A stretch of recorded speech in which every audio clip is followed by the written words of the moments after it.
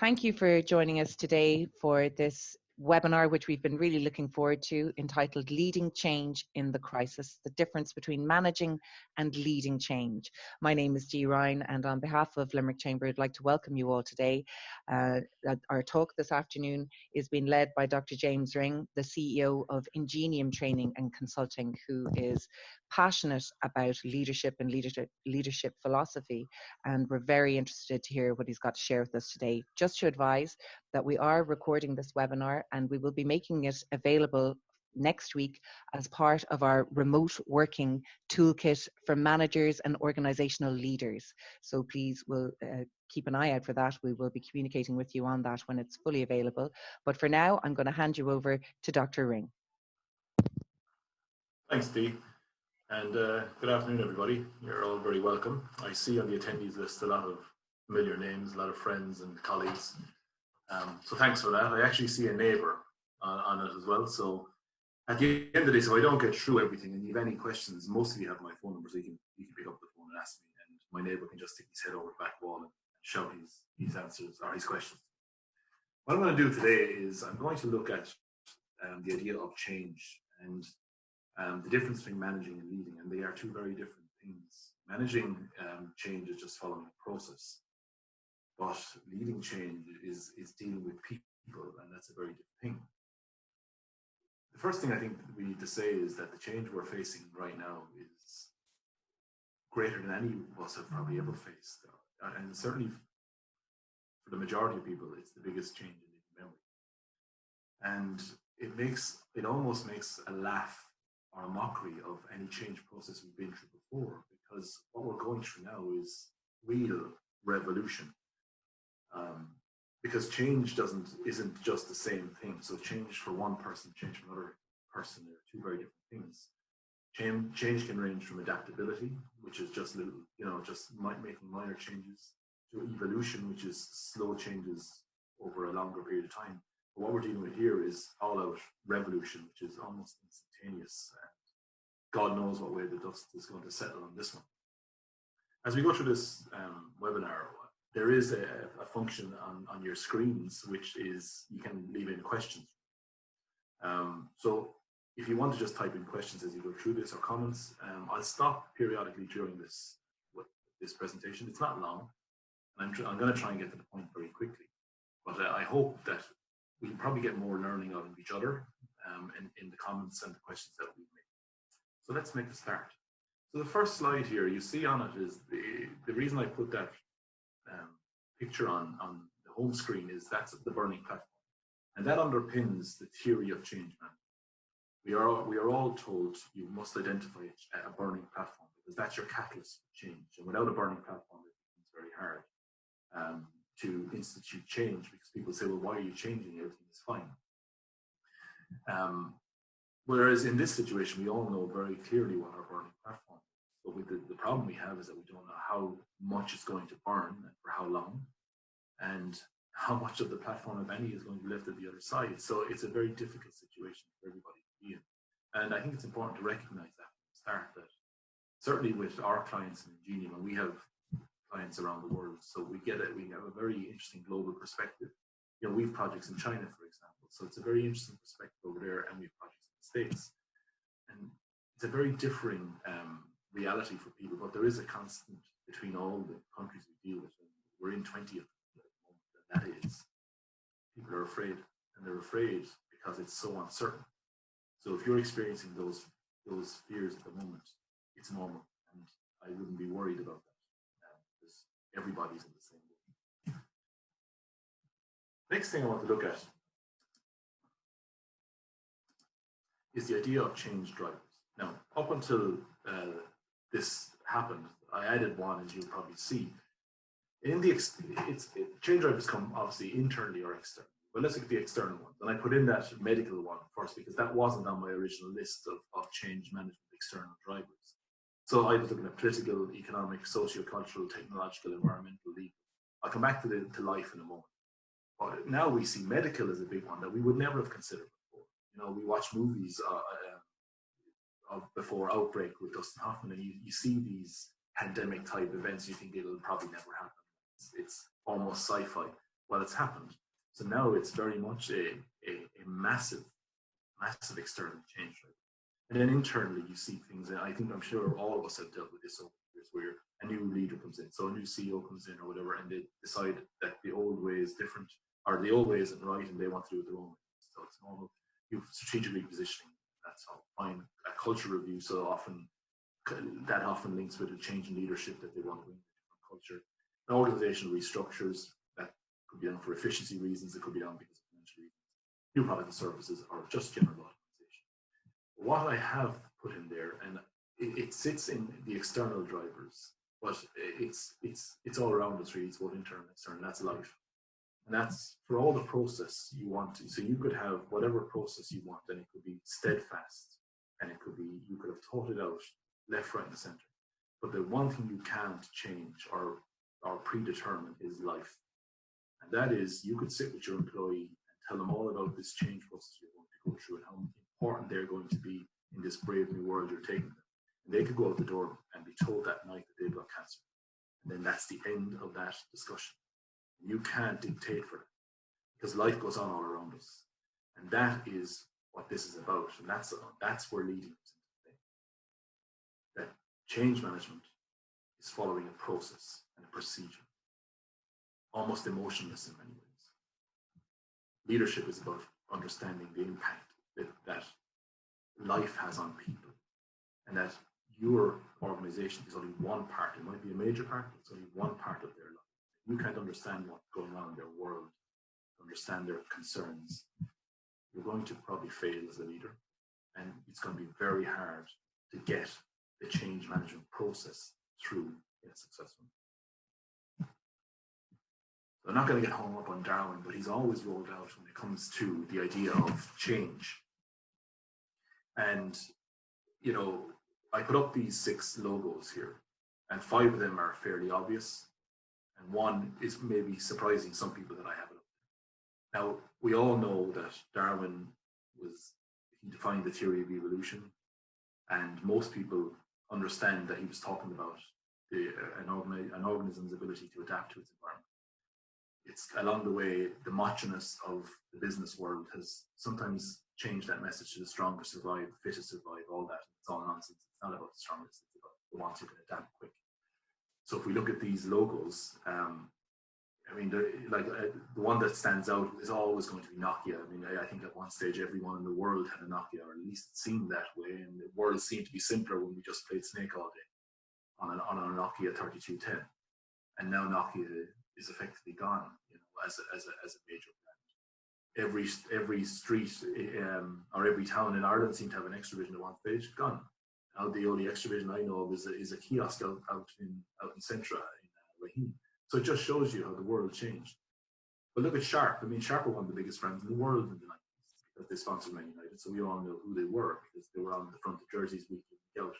Where are Sharp now? They're still in existence, but they're no longer the big brand they were. But Tesco is the one that probably is up there, and people are thinking, why would Tesco be there?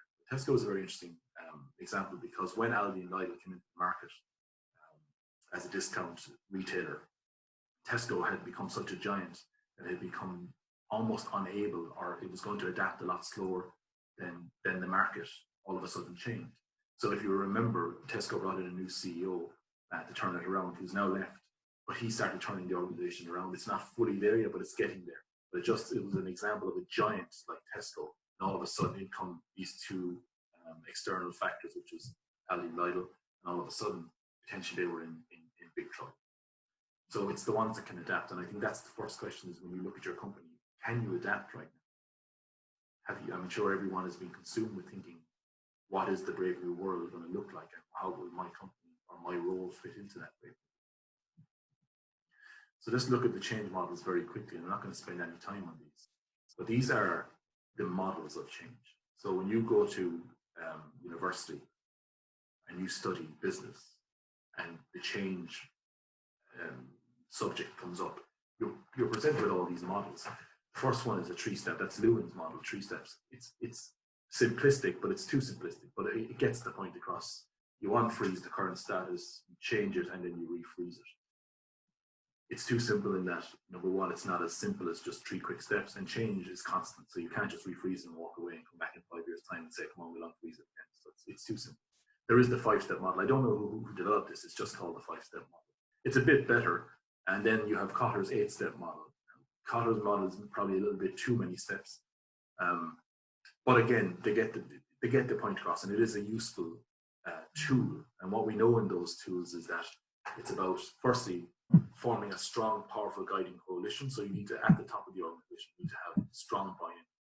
And then you need to find your burning platform. And then you find people like change agents and whatnot who are people in the organization who maybe don't have the same formal power as you do, but they carry huge informal power. And the conversations they can have through your organization they'll kind of preach your gospel for you in terms of why we need to go through this new world. And then you follow the process. The one we use in Ingenium a lot, and I'm not going to spend a lot of time on it, but I think it's important to think about this in terms of what you're going through at the moment, is this is a model we developed called CAFOS, and it's based on 5 steps or 5 stages. The first 2 are critically important, and I just want to spend a little bit of time talking about these, because in terms of when you go back to the day job, I want you to focus on these 2 things. The first one is cognizance. Now, at the moment, we're all panicked because everywhere we go, we see COVID. But I wonder, if you step back, is that really what's going wrong in your business? Yes, COVID might be the catalyst and bringing things to a head quicker than you thought, but is it really what's wrong? So cognizance is actually understanding what's really broken in your business. So at the end of it, before COVID came, was your business struggling because of something else? Is COVID maybe an excuse for what's really wrong in your business, or is it genuine? So I think understanding what's really broken in your company is critical, or what's really broken in your role that you're in. And if you can understand that, then you can move on to the next step. But so many companies get that wrong. Now, this is a short webinar, so I don't have the time to go into a lot of examples, but I've been in a situation where I've been running an organization, and I was told by the board that this was the problem. And when we delved deeper into the detail, it wasn't. It was a completely different problem. And if we had done what the board thought was the problem at the start, we would have made a huge mistake, because it was the wrong, actually, we would have taken out part of the company that was actually the most efficient and best working, and left the problem sitting there. So it only got worse. So it's critical that you understand what's really wrong with the company, and you're honest with yourself, because a lot of times you don't want to admit that we were wrong in the first place. You know, it might be your vision that you're trying to lead, and you want to keep ramming that vision home. So step back. The second one then is, when you've really worked it out, and you want to sit down, either it's with yourself or with your team, do you have the appetite to really take on a big change process? Because it's going to get stressful, it's going to get heated along the way. And you're going to have sleepless nights, and you may have to buy Nexium tablets because the ulcers are going to start playing up after a while. And in managing change, you have to look after yourself too. So you have to sit back and say, have you really got the appetite to take this on? And if you don't, then are you really in the right role? Should you be doing what you're doing? And I think you have to be really honest with yourself in that. And if you do have the courage to take on this battle, but the people around you don't, then are you surrounding yourself with the wrong people? Because when the proverbial hits the fan, which it will as you go through change, and those people then start wilting and falling away from around you, and you're left on your own, well, then the change process is going to stop, or going to struggle because of that. So be very careful with these 2 phases. If you can get those 2 right, then the next phases are fairly much straightforward. Then you're just basically looking at your facts, getting all your facts right, in the sense of, we want to implement X change, here's the reasons why, here's what the data is showing, here's what the outcomes will be, all that. Then you operationalize it and you sustain it. But if you notice, CAFOS is cyclical, because then you're back to the start again. Because if we think for a second that just because we fixed the current problem that we can all rest in our laurels, well, then you're dead. Again, it will catch you in time. So with that, I'm going to just take a quick look here and see how we got some questions coming in. I think at the moment we're okay, good. Okay, so now I want to move on to why people are resistant to change. So now we're going to move into the leadership side. I think what's important here is to just think about something. All that slides before were processes. Now we're talking about leadership. And you will be remembered for how you treat people in this crisis, not how good you were at implementing a model. And that's important. So how you treat people is how you'll be remembered, and how you treat both your staff, but also your customers. So many of us are in a situation where we're worried about, we probably are busy, we're wondering, will we ever be paid for the work we're doing at the moment? Will our clients have the cash to pay for it? And I hope that we're all trying to do we're working on the basis of, we give them the benefit of the doubt, and we will go out of our way to try and still help our clients. Because imagine turning your back on your clients now and saying, well, you have to pay me up front. Chances are when we come out of this, they won't be your clients anymore. So understanding how you protect them, and in that, I think what's important is to remember that you need to protect yourself. So throughout all this, you go back to the old idea of, you put your own mask on the plane first, before you put on your child's. And I think that many of us in leadership, because I know so many of you that are on this call are really good leaders. You worry about your people. And I'm one of them too. I worry about my staff, but the truth is I have to worry about myself as well. Because the burden that you carry as a leader through this chaos is huge. So if you can't step back and think to yourself, am I okay? Give yourself that breathing space. Well, I think you'll end up struggling. And if you struggle, they'll all struggle. So think about that for a second. I was just on a webinar last week, and one of our consultants said, look at Boris Johnson versus Prince Charles in the idea that when they both got corona, Charles went to ground and looked after himself. Boris kept trying to push through, and he ended up in intensive care. It was a good analogy, I thought. But let's look at the resistance. So I put these into blue and red. The reason I put them into red is the red ones are the ones I think are probably more prominent at the moment for people in COVID. The other ones are normal source of resistance to change. So I'll briefly look at them. First, the inconvenience. Simply that if you want to change the starting times from 9 o'clock to 8 o'clock, and people have to drop the kids off at creche, and the creche doesn't open at 8:30, well, they're probably going to be resistance, because now what are they going to do with the kids for half an hour? That kind of idea. Threats to influence. So again, if there's a restructure and you're no longer at a certain level in the company, and under this new structure you're going to be dropped down the levels, well, you're going to resist that, because that's your influence starting to go.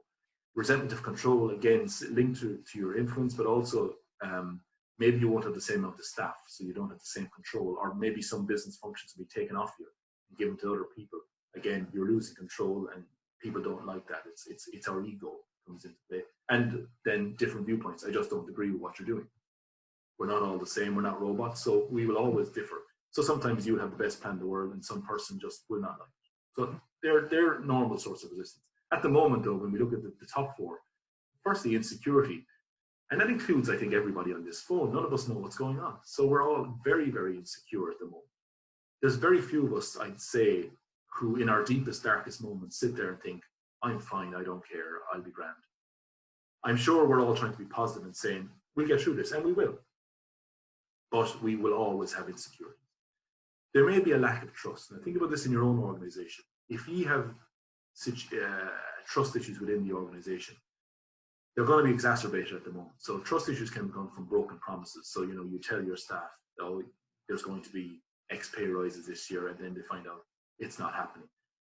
Or, you promise them something and they see you going off and doing something else. That kind of thing. And I'm talking about legacy issues of trust. I'm not talking about in the moment stuff. So if there's a legacy of trust problems, they're going to be exacerbated at the moment. Incomplete information. And there's very little we can do about this, in that I think we're all operating day to day. So there's nothing much we can do in terms of, I think all of us have the mantra that we'll just take it day by day and do what we can. But I think where we have an onus, and we look at it when we go overcoming this resistance, we do have an onus to make sure that we do tell our staff as much as we possibly can. And then, of course, economic losses. We're all suffering. So there's very few of us who haven't had to take some kind of a cut through this process. Some of us have had to take, I've heard some people take 50% cuts in pay. I've heard others take 30, whatever level you're taking. And some people have lost their job. And I think, thank God, the buffer of $350 a week is there for people. Because imagine going from working a job maybe paying you 60, 70 grand a year to going to 200 quid a week would be, I think there would be chaos in society. So these are the normal sorts of resistance to change. But how do we overcome them? And this is effectively bringing me towards the main point. The first one I want to draw your attention to is that big one up in the corner. And that is the idea of firstly of staying calm. So as a leader, if we panic, it's over. So people are looking at you and they're watching your behavior and they're watching everything you do and the mannerisms that you display, what you say. And if you're going around doom and gloom and panicking, well, then it's not going to be good for everybody else. They'll all panic. So remember that when you're speaking to people. Even the tone of voice you use needs to be calm and collected, not squeaky and high-pitched. So be very, very careful when it comes to that. The second part is you have to walk through this with compassion and respect. Lots of leaders, and again, it's that macho-ness that exists in business for some bloody reason that I cannot get my head around, which is that you have to be tough and ruthless. Maybe you have to be tough and ruthless, but you have to be compassionate and respectful of those around you. And again, remember what I said, you're remembered for how you treat people during this. And if you show a lack of respect to them or a lack of compassion, you're going to lose in the long run. It may sound great at the start, I made my cuts, I did what I needed to do and just get on with it. But I can guarantee you will bite you in the ass in the long run. In terms of the compassion, what I mean by that is understand that you may be still in a job. You may have had to let some people go and they have to sit at home all day. Now, some of them might be busy out and they may not, some of them might like the idea of having a bit of a break. And on $350 a week when you can't really spend too much money at the moment, that might not be such a bad thing. Some people, maybe what they earn might be quite low, so there's not a huge financial loss to them by going on this. But other people, there may be a very big financial loss and they have that concern on them. And then there may be some people who just have nothing else to do. So they go home and they're on their own. There might be a single person and now they're going to basically spend every day and night on their own in lockdown. So understanding all of those issues and treating them in a respectful manner. So if you do have to leave people go into temporary layoff or part-time, sitting down with them, and I know sitting down with them face-to-face is not possible at the moment, but sitting down over a phone call or over a Zoom call and actually explaining why and listening to them and understanding them and empathizing with them. It's not going to change your mind. You're still going to have to let them go or whatever it is you have to do, but giving them their time so they can vent and they see that you can understand. And that's just giving up your time for them. And I think that's the least we could do in this process. Do what is right and not popular. And again, that's something we see in politics far too often, where people bend and they do things that are not really the right thing. They try and be populist. At this moment in time, we can't afford to be populist. We have to do what's right. So ultimately, yes, you have to protect your company and you have to come out the other side with your company intact as best you can. You're going to have to let people go. That's not going to be a popular decision, but it is the right decision. And I think when the dust settles, people will look back on these hard calls that you've made as a leader and they'll have respect for that and for you. But if I can guarantee you, if you try and take the popular route and try and be soft and gentle with people, you will not be held with the highest respect in the long term if at the end of this, the company is not in the best shape it should be in. They'll blame you for it. So you still have a responsibility for doing the right thing, not popular. And the last thing I want to look at in this bubble is, am I doing the right thing for the right reasons? These are two very stupid questions, but there are two questions I ask myself before I make any decision. And think about it for a second. So am I doing the right thing? Okay, so at the moment, we're all going into crisis mode. So we're in the middle of cost cutting. You're letting people go, you're looking at renegotiations with suppliers, etc. And that's normal. But let's just say you decide, I have to slash, because most of us, our workforce is probably our biggest cost. So let's say I'm going to have to slash 50% of my workforce. That sounds fine, and it sounds like a very logical thing to do, but maybe it's not the right thing to do. Maybe this is going to give your company a chance to reset and redo things, invest in innovation. So maybe it's not the right thing to let 50% of your staff go, because if you do, you may hamper your chance of changing what's internal in your company, innovating. So the current processes and our product offerings you have at the moment, now is your chance to keep some, maybe not all the staff, but maybe it's 70% of your staff, not 50. So I think what I'm trying to get at here is, before you do what you think, on the surface seems like the right idea, step back and think, is this really the right thing? What's going to happen with the 50% that I'm left with? Are we just going to be sitting around looking at the wall because we don't have the right people, the right innovators, or the right mindset has now gone out of the company? So I think the first thing is ask yourself that. If that's a yes, move on to the next question. If it's a no, rethink.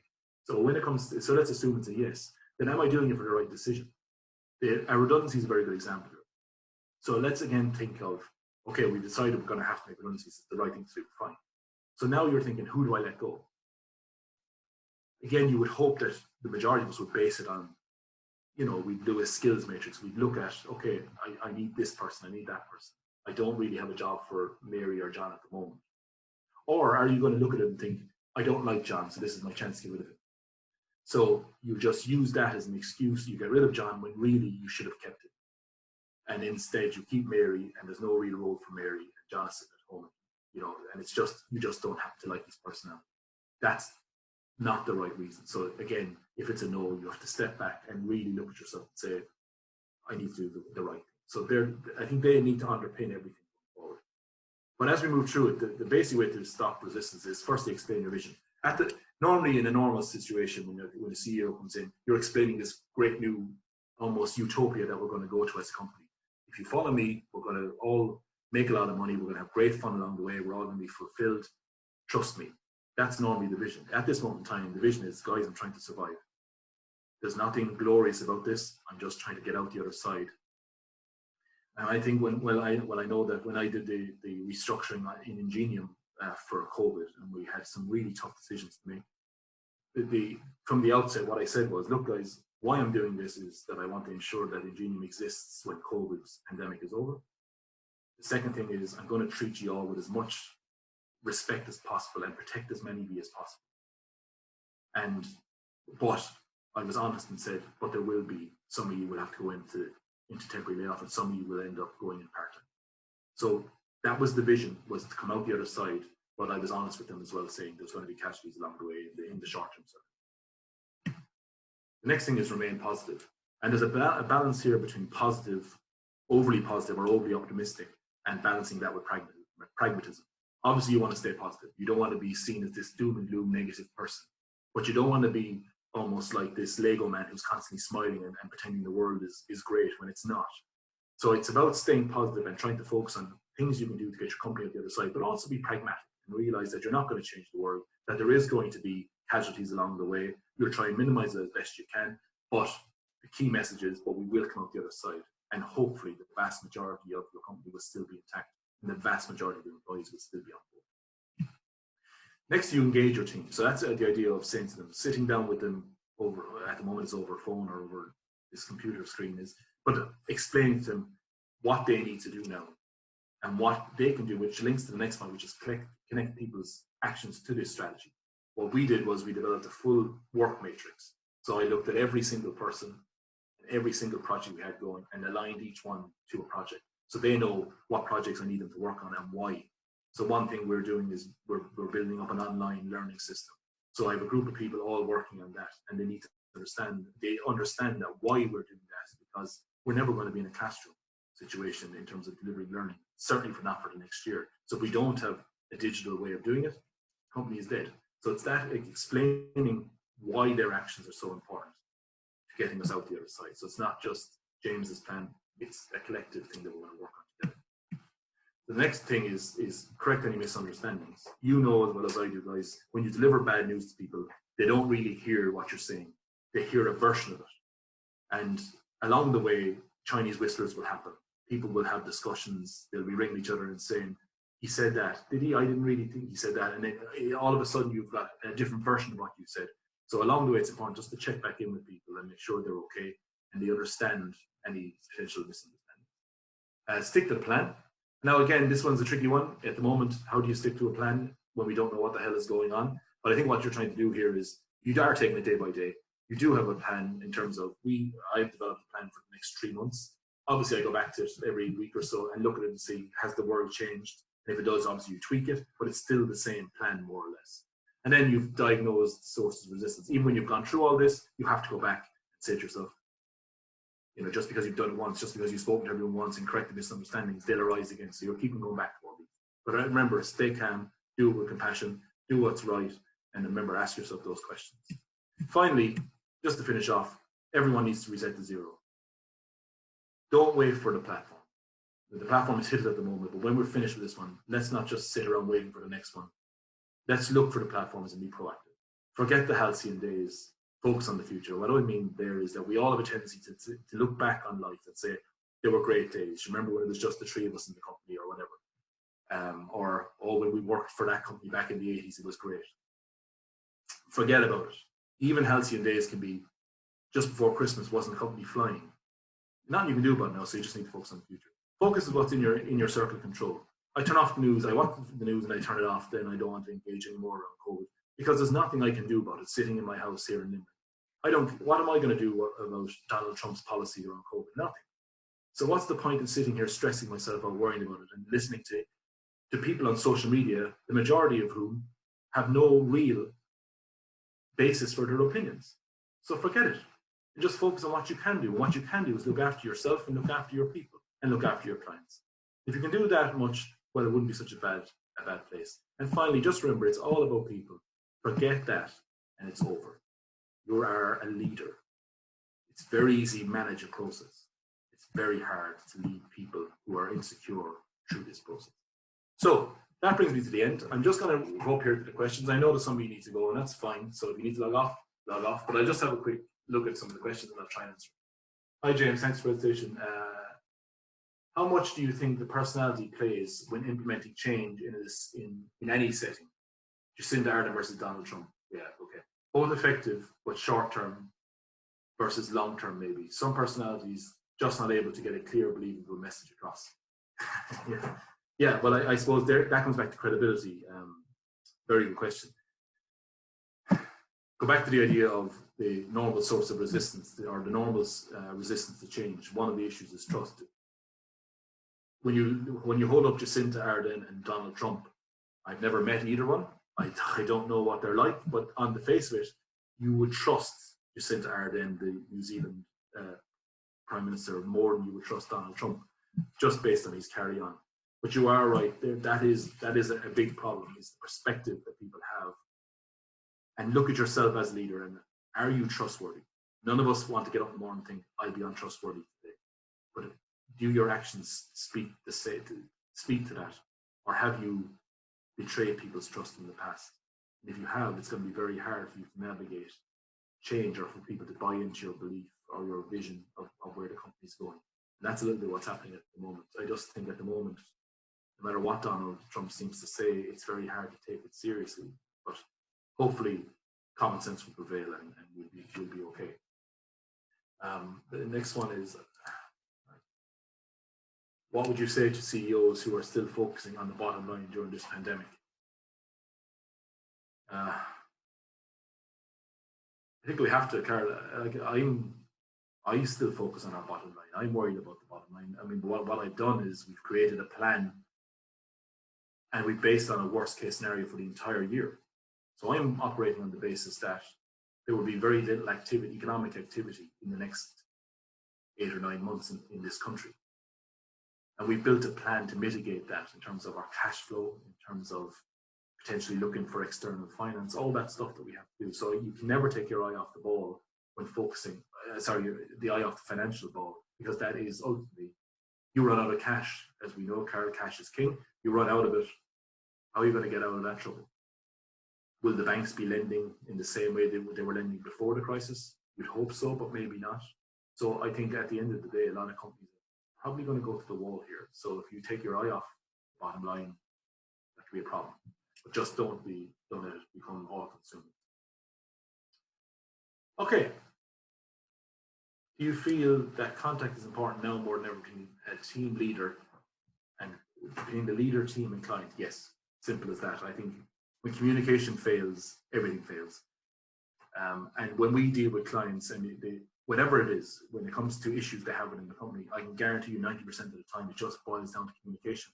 That people along the way stop talking to each other, stop communicating with each other, and that's where the problems start. Imagine a marriage where you didn't talk to your partner. Simple as that. You go home every night, you talk to your partner about life. When that stops, probably the marriage is over, or it's coming to an end.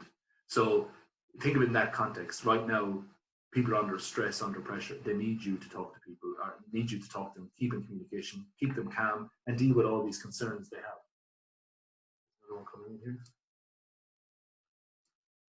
Okay, so look, we're coming to an end. So that brings us to the end. I hope you got something out of it today.